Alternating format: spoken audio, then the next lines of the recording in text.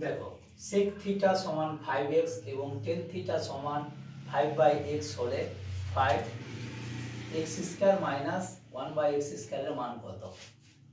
তো আমরা একটা ফর্মুলা কি জানি যে sec square theta minus tan square theta সমান কি হয় 1 হয়। এবার মানগুলো বসিয়ে দাও।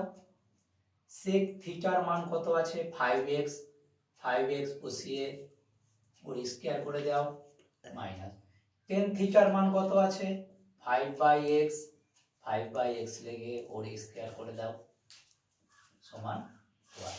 আচ্ছা 5x এর স্কয়ার 25x স্কয়ার মাইনাস এদিকেও 25x স্কয়ার নিচে সমান 1।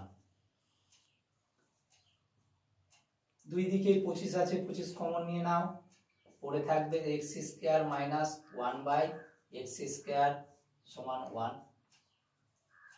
25 কে আমরা ভেঙে কত লিখতে পারি 5 গুণিত 5 লিখতে পারি x square minus 1/x square সমান 1।